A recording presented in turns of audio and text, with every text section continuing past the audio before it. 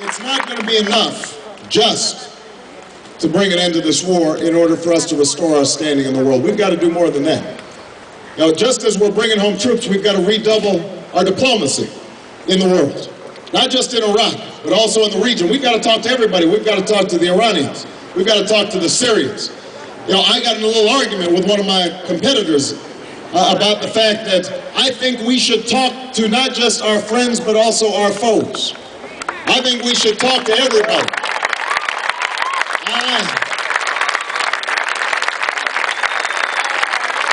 And the reason I believe that is because that's what strong nations and strong presidents do.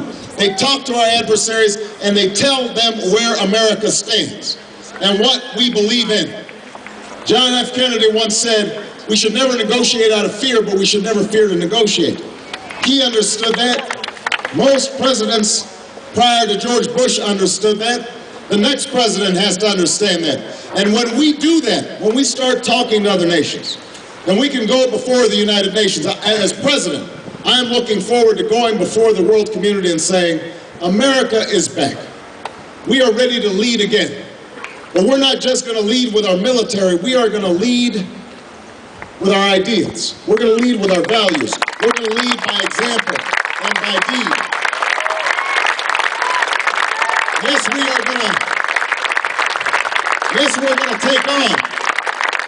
going to take on terrorism, and we're going to get off the wrong battlefield and go after Al-Qaeda in Pakistan and in Afghanistan where they're hiding.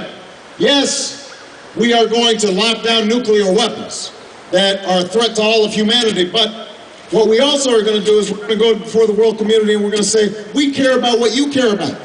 We're going to help diminish HIV/AIDS in sub-Saharan Africa.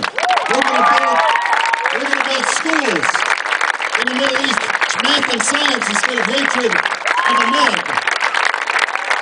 We're going to deal with global warming here in the United States so that we can recruit China and India to get involved in reducing greenhouse gases. We are going to end pandemic that potentially plagues the world. We are going to bring an end to the genocide in Darfur because we are not a country that turns our back on slaughter. And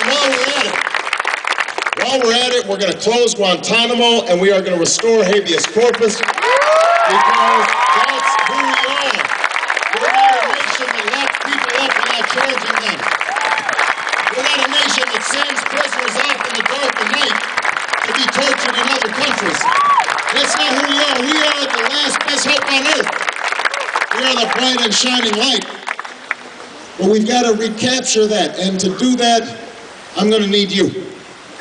You know, I am reminded every day, if not by events, then by my wife, that I am not a perfect man. And I will not be a perfect president. I will not be a perfect president, but I can promise you this. I will always tell you what I think. I will always tell you where I stand. I will be honest with you about the challenges that we face. I will listen to you even when we disagree. And most importantly, I want to open up the doors of government back to the American people so they can participate in their democracy again.